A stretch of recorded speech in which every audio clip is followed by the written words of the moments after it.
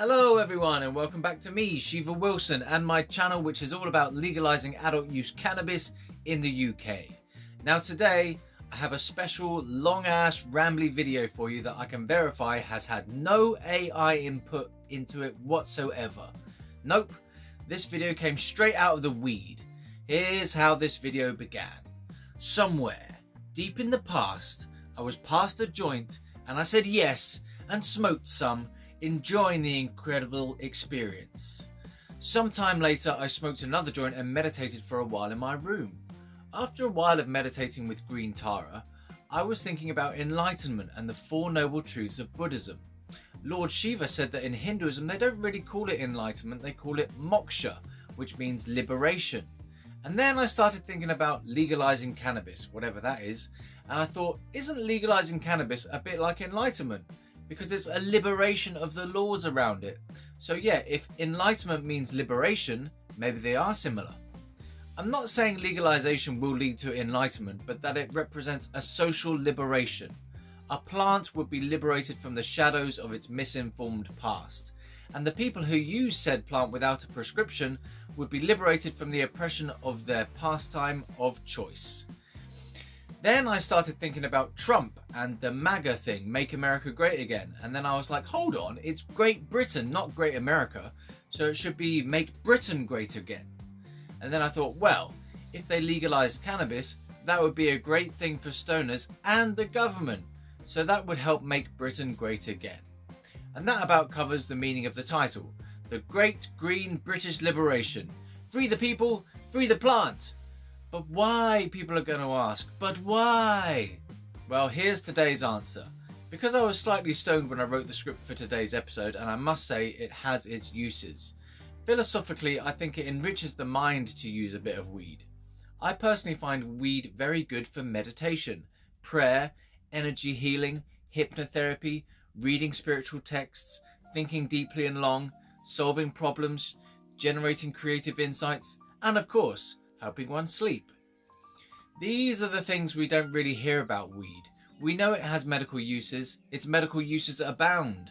You should see the conditions it can be used for. Any condition is what it said on an advert for Medical Cannabis Clinic. Any condition except for schizophrenia and psychosis, of course. And I'm not knocking the medical uses. It's a fantastic, holistic, natural, life-enhancing medicine, yes. But not everyone who uses weed is eligible for medical cannabis, and there are people who use it purely for fun, or for basic stress relief, or even literally to see how blasted they can get by hotboxing a B&B with 500 grams of cannabis blown through a specialized burning leaf blower. And there are people who self-medicate but use the recreational market because they prefer it and get more choice or better quality. But what we don't hear very much about in the press is weed being used for psychological well-being and even to help with work tasks. Some people swear by microdosing weed for exercise and productivity. Women are using it to gain better orgasms, female flowergasms. I did a news piece on it a while ago. Apparently weed makes you appreciate music more and better, and it makes you want to dance, according to one article I read. So what I'm saying here to the government is that from the recreational market, there is a thriving culture already, and there are benefits to using cannabis as a recreational tool compared to alcohol. And of course, then there's the tax you could make by legalizing and regulating the market, which could then be ploughed into whatever you liked. But I assume the NHS and mental health services as well as drug education programs would be on the list. But now back to you, the viewer. My cannabis intelligence just ran out while writing the script, so I'll be back once I've topped up my brain powers. And I'm back. So the thing about legalization is that as a policy, it seems to work well for governments as well as for the people. It cuts out a range of crimes that police no longer have to deal with, like possession, grow your own laws. In Germany, since legalization, marijuana-related crimes have gone down. Well, yeah, if you relax the law, crimes stop being crimes, so it cuts down on crime. Like, that's in the nature of making something legal. It ceases to criminalize certain behaviors, ergo, less crime. And in Canada, I've read that 70% of marijuana sales are made on the legal market these days. So that's a win over the illicit market, which means the other associated crime with the illicit market will be going down too. Well, I would assume. In America, there are 24 states worth of happy tokers. Well, that's the way it seems on my 420 on my 420 heavy Twitter feed. What am I saying? My 420 heavy Twitter feed, formerly known as X. And none of the legalized nations are complaining of rising psychosis levels, terrifying road traffic accident statistics, and sky-high usage rates for youth. It's just not the case. Psychosis levels in legalized territories are not statistically significantly higher, according to one article I read. Youth usage has declined since legalization in the USA, I was reading yesterday on leafy.co.uk. The point is, the solution to the illicit market is to control it properly by putting regulations around growing practices, distribution and marketing ethics, point of sale age verification, knowledge offered at the point of sale, tax it like any other commercial product, required dosage and potency information on packaging. This turns criminal gangs into respectable businesses in a matter of a few years. And they say the war on drugs has failed. The head guy from the UN human rights thingy has said recently that the war on drugs has failed completely and utterly, and they urge drugs policies that are more compassionate and humane. So it's actually kind of being recommended by the UN as a harm reduction strategy. The illegality of weed doesn't seem to work as a deterrent, as the thriving subculture of 420 friendly cannabis enthusiasts, not necessarily of medical origin. I'm talking the 800,000 followers of Drew is sharing and the 1.8 million people who Mammedica claim are self-medicating using the illicit market and have been doing so for years before medical cannabis was legalized in the UK. There was an article about the UK weed scene being the best in the world, which I find a bit hard to believe when I see like 50 USA bong rip joint selfie videos per week on X, formerly known as Twerper. Lol. But that's just because I'm not really in touch with the scene, but it is most definitely thriving, with recreational weed being available online. I've never bought weed online, but I have seen it advertised. Well, the underground grow, secret club, secret weed event, black market dealer scene is thriving at the moment, as I understand from the YouTube content I've seen. So why doesn't the government take control, pull the bull by the horns and say, we own this now, and we'll sort it out by giving you what you're doing anyway, but giving you better rules to guide the whole grow to transaction process. Like Peter Reynolds of CLEAR, Cannabis Law Reform, has said, prohibition doesn't work. It is a government abandoning responsibility for a market to organized crime. Or something like that. People are smoking cannabis anyway, and it's in the millions. So it's arguable to say that it's already part of the culture.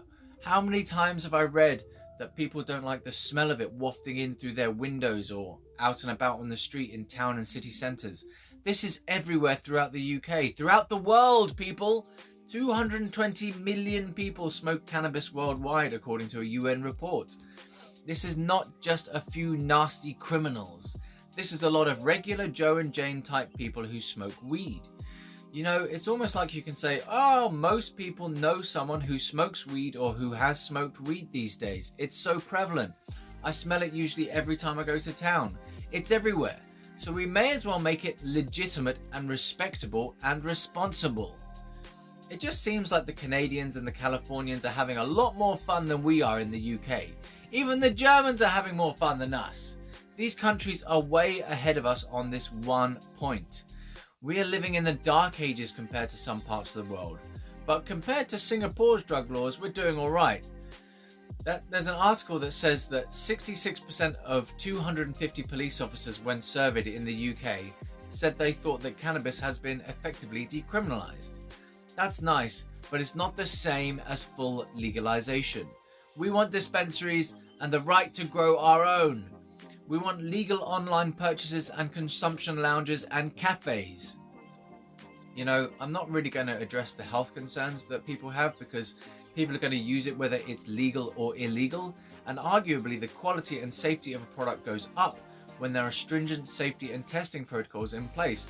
So how does having it illegal help with people's health concerns? Youth usage is down, psychosis levels are stable.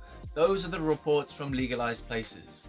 People are drinking less alcohol because they're substituting cannabis instead. So that's actually a win for public health.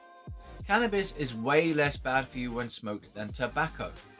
Apparently, it increases your risk of heart attack and stroke according to one article, but like I say, that's not going to stop people from doing it. It feels really good. And it has a lot of medical benefits. One day I hope they serve marijuana over the counter in Boots Pharmacy on the high street. ID required for age verification, but no prescription required, like a potent paracetamol or ibuprofen and antidepressant, anti-anxiety, sleeping pill all in one. Sounds like a good cure for the common cold. And they say it can be used to treat cancer, and it can slow down tumor growth? Did I read that? Yes, I did. THC and CBD combined shows promise in cancer treatment. Rick Simpson swears by his oil. And side effects could include psychosis, but that's 1 in 20,000 chance. So like I said, how is keeping it illegal helping with the psychosis angle? Teens find marijuana harder to access since legalization in US states. If the psychosis from early cannabis use theory is true, then raising the legal buying age from 0 to at least 18 would be a responsible step to safeguarding young people's minds. Well, anyway, I think legalization of cannabis would be a really good thing. They could free up some prison spaces for violent offenders if they released the non-violent drugs offences people from jail. And it would save the police time that they could spend on catching real criminals like rapists, murderers, terrorists, wife beaters, knife criminals, gun criminals, you know what I mean. I think some police officers think the drug war is a bit pathetic and they know they never can win. There's a reason it's called weed. It grows everywhere. People just grow it in their back room or loft or shed in a grow tent with lights and that, and then they become a minor local dealer. They've been growing it in abandoned high street shops. What if that was made into a legitimate business? The grow would be set up somewhere remote and the shop would become a dispensary. Anyway, it's everywhere. It's massive. It's a massive marketplace already. The UK could be making billions per year by taxing it. They'd be stupid not to do it as soon as they see this video. I think that was it though. It was a long ass video. Whoops. The weed ran out and I ran out of things to say. Oh well, just shows how much it can help with work tasks. A guy I know uses it to be more effective in his coding at work, would you believe? Anyway, I've got a kebab and chicken burger meal coming my way, so my munchies are going to be well covered. See you later, subscribers. I'm off to get some fat munch. I've been Shiva Wilson, and we've been campaigning to legalise adult use cannabis in the UK.